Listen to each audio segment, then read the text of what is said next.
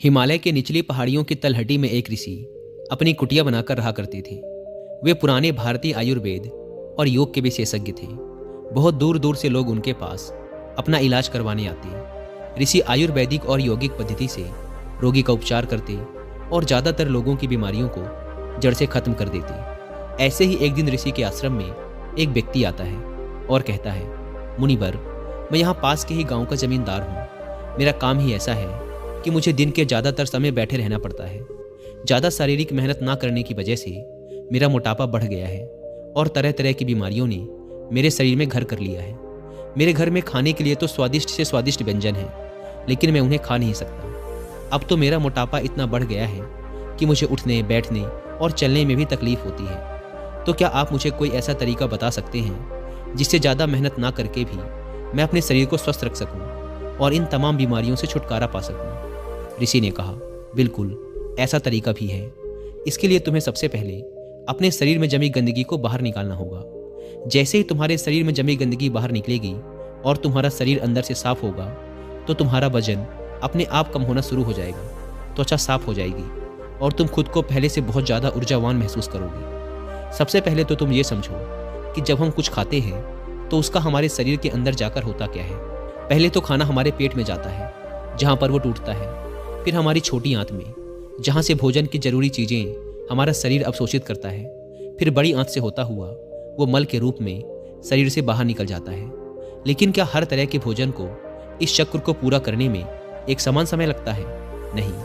फलों को लगते हैं लगभग 3 घंटे। 1 घंटे हमारे पेट में, 1 घंटे छोटी आंत में और 1 घंटे बड़ी आंत में। इसी अनुपात में सब्जियों को लगते हैं 6 घंटे और मजबूत अनाज जैसे गेहूँ, चावल और दालों से बने पदार्थों को ये चक्र पूरा करने में लगते हैं लगभग 18 घंटे। यानी कि जिस भोजन में जितना कम पानी होता है, उस भोजन को शरीर से निकलने में उतना ही ज़्यादा समय लगता है। जमींदार ने कहा, मुनिवर, जैसा कि आपने कहा कि अन्न को पूरी तरह से पचाकर शरीर से बाहर निकालने में 18 घंटे का समय लगता है, लेकिन मैं तो दिन में 3-3, 4-4 बार अन्न खाता हूँ। ऋषि ने कहा, यही तो तुम गलती कर रहे हो। पहले वाला खाना पचा नहीं कि तुमने ऊपर से और डाल दिया। परिणाम स्वरूप पहले वाला खाना अपशिष्ट के रूप में पूरी तरह से निकल ही नहीं पाता। वह अंदर ही अंदर सड़ता रहता है और फंगस व कीड़े पैदा करता है। ऋषि ने जमींदार की तरफ देखते हुए कहा, तुमने लोगों के पेट में कीड़े पड़ने वाली बातें सुनी होंगी। आखिर वो कीड़े आते कहाँ से हैं? वो कीड़े इसी अधपचे, अंदर सड़ रहे खाने से पैदा होते हैं, जो कि हमारी आंतों में चिपका रहता है। ये जरूरी नहीं कि कल खाया हुआ भोजन ही तुम्हारी आंतों में गंदगी के रूप में चिपका हो सकता है कि साल भर पहले खाए हुए भोजन का कुछ हिस्सा तुम्हारी आंतों में गंदगी के रूप में आज भी चिपका हो। कोई भी चीज़ जो हमें सीधे प्रकृति से नहीं मिल रही है, उसे पचाकर बाहर निकालना शरीर के लिए बहुत मुश्किल होता है और फिर ऐसा भोजन ही हमारी आंतों में चिपक जाता है और एक मोटी परत बना लेता है।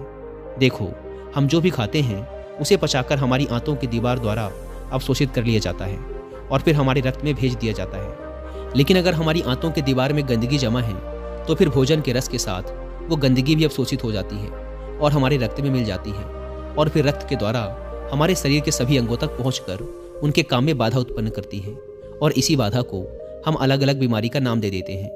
अगर ये गंदगी हमारी त्वचा की परतों के बीच इकट्ठा हो जाती है तो हम कहते हैं कि मुहासे या चर्म रोग हो गया।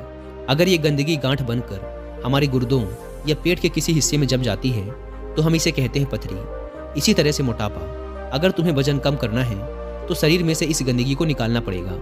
अगर ये गंदगी हमारी आंतों में बहुत ही मोटी परत बना लेती है तो हम इसे कहते हैं कब्ज, और कब्ज सभी बीमारियों की जड़ है। इसी प्रकार अगर ये गंदगी हमारी श्वास नली में जम जाती है तो हम इसे कहते हैं अस्थमा।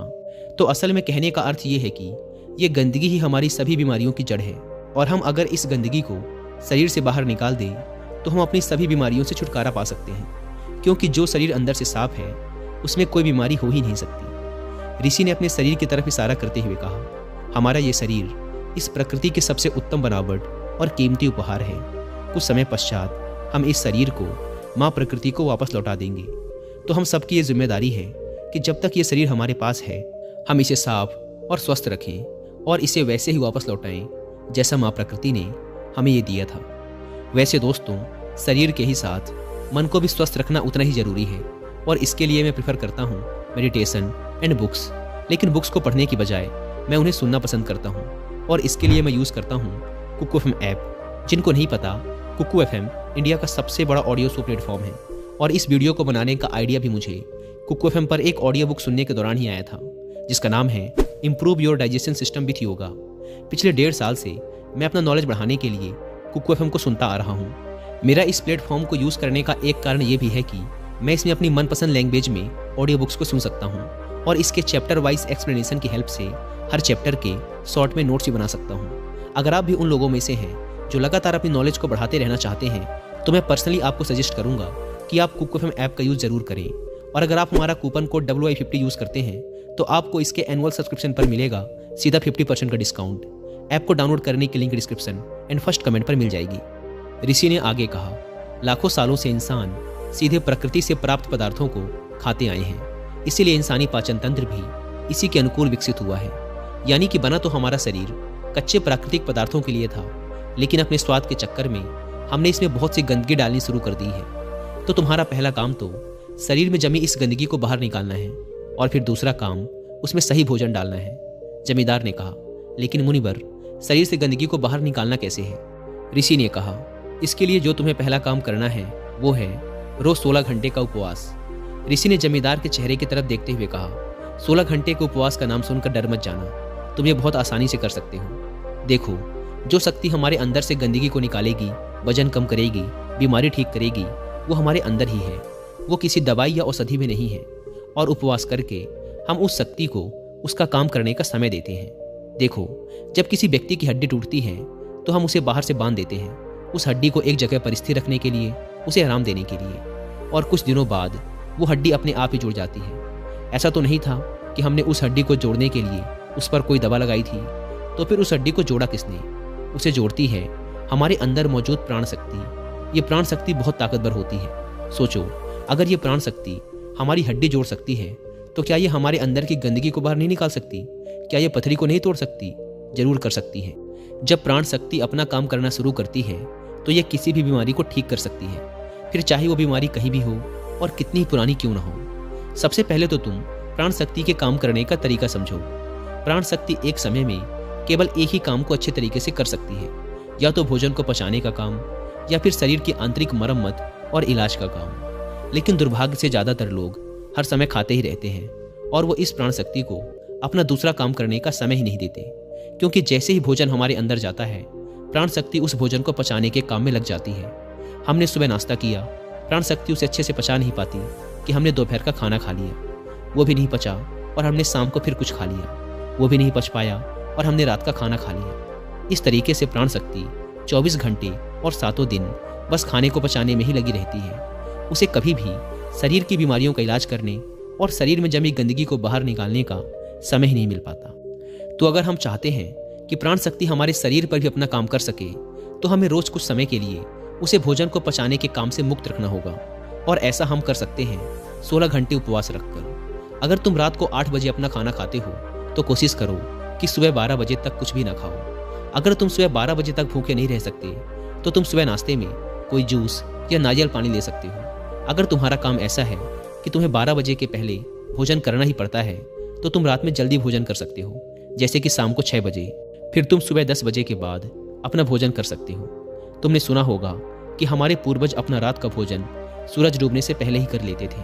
वो ऐसा इसलिए करते थे ताकि भोजन को पचाने के बाद प्राण शक्ति को कुछ समय शरीर के उपचार के लिए भी मिल जाए। मान लो तुम शाम को 6 बजे अपना भोजन कर लेते हो और अगर तुम्हारा भोजन हल्का है तो यह रात को 2 बजे तक आसानी से पच जाएगा। उसके बाद रात को 2 बजे से सुबह 10 बजे तक यानी 8 घंटे का समय प्राण शक्ति को खाली मिलेगा। अगर 30 दिनों तक इस नियम का पालन करते हो तो ये समय हो जाएगा 240 घंटे और 1 साल में ये समय बढ़कर हो जाएगा 2880 घंटे। यानी 1 साल में प्राण शक्ति को 2880 घंटे का समय मिल जाएगा हमारे शरीर का उपचार व आंतरिक मरम्मत करने का। इस 2880 घंटे में प्राण शक्ति हमारी आंतों में जमा गंदगी को बाहर निकालेगी, पथरी को तोड़ेगी, रक्त को साफ करेगी और श्वसन नली में जमी गंदगी को बाहर निकालेगी। इतने समय में प्राण शक्ति किसी भी गंदगी और किसी भी बीमारी को शरीर से बाहर निकाल सकती है। लेकिन आजकल लोगों को लगता है कि अगर वो उपवास करेंगे तो वो कमजोर पड़ जाएंगे, लेकिन ऐसा नहीं है। हजारों साल पहले हमारे पूर्वजों के पास भोजन की कोई निरंतरता नहीं होती थी। कई बार तो उन्हें कई दिनों तक भूखे ही रहना पड़ता था।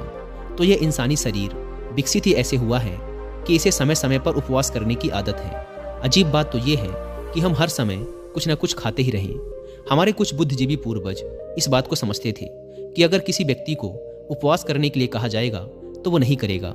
इसीलिए उन्होंने उपवास को हमारे धर्मों और रीति रिवाजों से जोड़ दिया है ताकि लोग समय समय पर उपवास करते रहें। उपवास के दौरान हमारी प्राण शक्ति शरीर के हर अंग की गहराई तक पहुंचकर वहां जमी गंदगी को मल, मूत्र, कफ और पसीने की मदद से शरीर के बाहर निकाल देती है। ऋषि ने जमींदार से कहा, एक बात का हमेशा ध्यान रखना कि रात का भोजन हमेशा हल्का होना चाहिए और अगर तुम अभी से 16 घंटे का उपवास नहीं कर सकते तो तुम 14 घंटे से शुरुआत करो और इसे धीरे धीरे 16 घंटे तक ले जाओ। पहले तो ये तुम्हें मुश्किल लगेगा, फिर धीरे धीरे ये तुम्हारी आदत का हिस्सा बन जाएगा। ऋषि ने कहा, दूसरा तरीका जिससे तुम अपने शरीर की गंदगी बाहर निकाल सकते हो वो है शरीर की मालिश और पसीने के माध्यम से।